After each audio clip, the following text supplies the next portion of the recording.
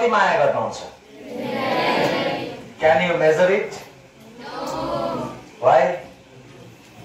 जस्तै माया गर्ने head sir, side head sir.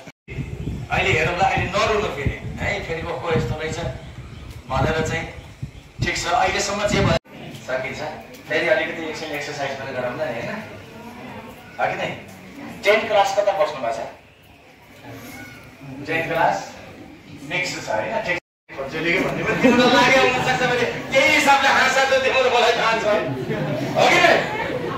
Okay okay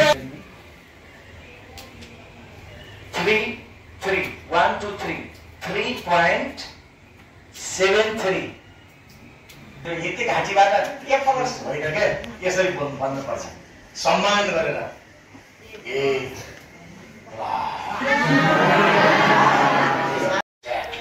जसरी आकाशमा एउटा सूर्य छ, आकाशमा एउटा चन्द्रमा छ, यो धरतीमा तिमी एउटा छौ। That means you are the masterpiece.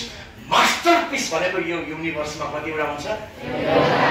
त्यो को हो? त्यो को हो? त्यो को हो? Very nice. पास भएको हुन्छ? फेल भएको हुन्छ? क्याम्पस भएको जान्छ? कसले? मैले।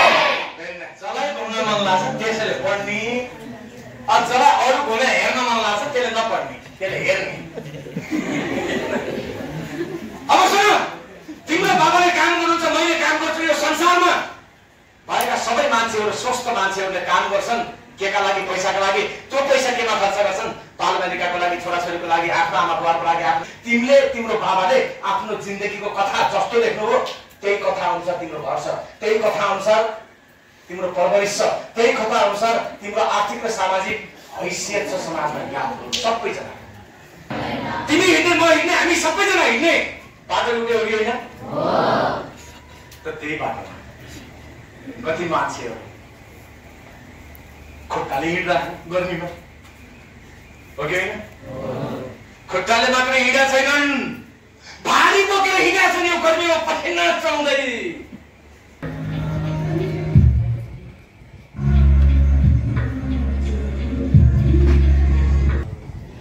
Very nice.